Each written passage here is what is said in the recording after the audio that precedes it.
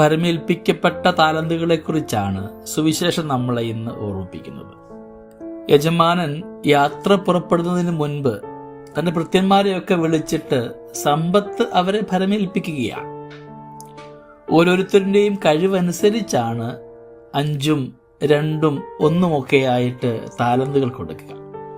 ഏറെ കാലത്തിന് ശേഷം ഭൃത്യന്മാരുടെ അടുത്ത് യജമാനൻ വന്ന് അവരുമായിട്ട് കണക്ക് തീർക്കുന്നുണ്ട്. 5 കിട്ടിയവൻ 5 കൂടെ സമ്മാനിച്ചു, 2 കിട്ടിയവൻ 2 കൂടെ സമ്മാനിച്ചു. 1 താലന്ത് കിട്ടിയവൻ അലസനും മടിയനുമായിരുന്നത് കൊണ്ട് തന്നെ ഏൽപ്പിച്ചത് മാത്രം തിരികെ കൊടുക്കുകയാണ്. അവന്റെ ഭാഷയും നാം ശ്രദ്ധിക്കേണ്ടത് തന്നെയാണ്. യജമാനനെ, നീ വിതയ്ക്കാത്തിടത്ത് നിന്ന് കൊയ്യുകയും വിതറാത്തിടത്ത് നിന്ന് ശേഖരിക്കുകയും ചെയ്യുന്ന കഠിന ഹൃദയനാണെന്ന് ഞാൻ മനസ്സിലാക്കുന്നു. യജമാനൻ അവന്റെ കയ്യിലുണ്ടായിരുന്ന 1 താലന്തെടുത്ത് 10 താലന്തുള്ളവന് കൊടുക്കുകയാണ്. ഇന്നിന്റെ വചനഭാഗത്ത് നാം ധ്യാനിക്കേണ്ടത് നമ്മുടെ ഓരോരുത്തരുടെയും കാര്യവിചാരകത്വത്തെക്കുറിച്ചാണ്. കാര്യവിചാരകത്വം 3 കാര്യങ്ങൾ നമ്മളെ ഓർമ്മിപ്പിക്കുന്നുണ്ട്. ഒന്നാമതായിട്ട്, ഈ കാര്യവിചാരകത്വം എന്ന് പറയുന്നത് ഒരു കരുതലിന്റെ ഭാവമായിട്ട് മാറണം. ദൂരദേശത്തേക്ക് പോകുന്ന യജമാനൻ തന്റെ സമ്പാദ്യമൊക്കെ താൻ എത്രമാത്രം സൂക്ഷിക്കുന്നുവോ അതുപോലെ തന്നെ എൻ്റെ ഭൃത്യന്മാർ സൂക്ഷിക്കുമെന്ന ഉറപ്പുണ്ടായിരുന്നത് കൊണ്ടാണ് അവരെ ഏൽപ്പിച്ചിട്ട് പോവുക. അവരെക്കുറിച്ച് കരുതലുള്ളത് കൊണ്ടും വിശ്വാസമുള്ളത് കൊണ്ടുമാണ് യജമാനൻ ഭൃത്യന്മാർക്ക് അവയെല്ലാം ഏൽപ്പിച്ചിട്ട് പോകുന്നത്.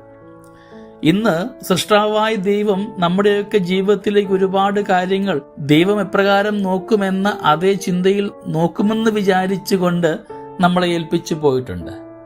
അവയൊക്കെ എത്രമാത്രം നന്മയില്, വിശുദ്ധിയില്, കൃപയിലാണ് നാം ഒക്കെ കാത്തു സൂക്ഷിക്കുക എന്ന് ധ്യാനിക്കേണ്ടിയിരിക്കുന്നു. നമ്മിൽ പരമേൽപ്പിക്കപ്പെട്ടിരിക്കുന്ന ഉത്തരവാദിത്തങ്ങളും നമ്മുടെ ജീവിത ഇടങ്ങളും സൗഭാഗ്യങ്ങളും ഒക്കെ ദൈവം ആഗ്രഹിക്കുന്ന തരത്തിലാണോ, അതോ ദൈവമായിരുന്നുവെങ്കിൽ നടത്തുന്ന രീതിയിലാണോ നാം ഒക്കെ കൈകാര്യം ചെയ്യുക എന്ന് ധ്യാനിക്കാം. രണ്ടാമത്തെ ചിന്ത, കാര്യവിചാരകത്വം എന്ന് പറയുന്നത് ഒരു വിധേയത്വമാണ്. ക്രിയാത്മകമായ ഒരു വിധേയത്വം. തന്റെ യജമാനന്റെ സമ്പാദ്യങ്ങളൊക്കെ വിധേയപൂർവം നന്മയ്ക്കു വേണ്ടി വിനിയോഗിക്കുവാനായിട്ട് ആദ്യ 2 കൂട്ടരും മനസ്സ് കാണിക്കുന്നുണ്ട്. അവരുടെ കഠിന പ്രയത്നവും അധ്വാനവും ഒക്കെയാണ് അവ ഇരട്ടിക്കുവാനുള്ള കാരണം. 3-ാമനെ സംബന്ധിച്ചിടത്തോളം അവന്റെ ചിന്ത ഇപ്രകാരമായിരുന്നു: എന്റെ അധ്വാനം കൊണ്ട് എന്റെ യജമാനൻ സമൃദ്ധി ഉണ്ടാവേണ്ട, എന്റെ അധ്വാനം എനിക്ക് മാത്രം പ്രയോജനപ്പെടുന്നതായിട്ട് മാറണം. തന്റെ യജമാനൻ നന്നാവുന്നത് കാണുവാൻ താല്പര്യമില്ലാത്തത് കൊണ്ടാണ് 3-ാമത്തവൻ അലസനായതും മടിയനായതും തന്നിൽ പരമേൽപ്പിക്കപ്പെട്ട ഉത്തരവാദിത്തങ്ങൾ നന്മയിൽ വിനിയോഗിക്കാതെ പോയത്. അവനെ നിഷ്ക്രിയനെന്നാണ് യജമാനൻ വിളിച്ചത്. വിധേയത്വപൂർവം ചെയ്തവന് വിശ്വസ്തനെന്ന പേരും മടിയനായിരുന്നവന്, അലസനായിരുന്നവന് നിഷ്ക്രിയനെന്ന പേരുമാണ് ഉണ്ടാവുക.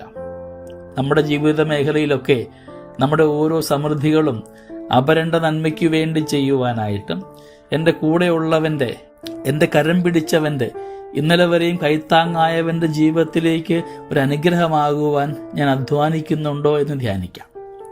3-ാമത്തെ ചിന്ത, കാര്യവിചാരകത്വം എന്നുള്ളത് ഒരു പങ്കാളിത്തമാണ്. ആദ്യ 2 ഭൃത്യന്മാരും തങ്ങളുടെ സമൃദ്ധി പങ്കുവെച്ചുകൊണ്ട് അധ്വാനിച്ച് ഒരുപാട് പേരുടെ സഹായം ആഗ്രഹിച്ചുകൊണ്ട് അത് അനുഗ്രഹമാക്കി മാറ്റുന്നുണ്ട്.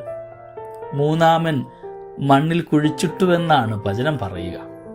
സ്നേഹമുള്ളവരെ, നമ്മുടെ ജീവിത മേഖലയിലൊക്കെ ഏൽപ്പിക്കപ്പെട്ടിരിക്കുന്ന ഉത്തരവാദിത്തങ്ങൾ, നമുക്ക് നൽകപ്പെട്ടിരിക്കുന്ന താലന്തുകൾ കണ്ടെത്തുവാനായിട്ടും ആ ഓരോ താലന്തും നന്മയിൽ വലിയ കരുതലോടുകൂടെ, വിധേയത്വ മനോഭാവത്തോടുകൂടെ, പങ്കാളിത്ത ചിന്തയോടുകൂടെ സമൃദ്ധിയിലേക്ക് എത്തിക്കുവാനായിട്ട് നമുക്ക് തീരുമാനമെടുക്കാം.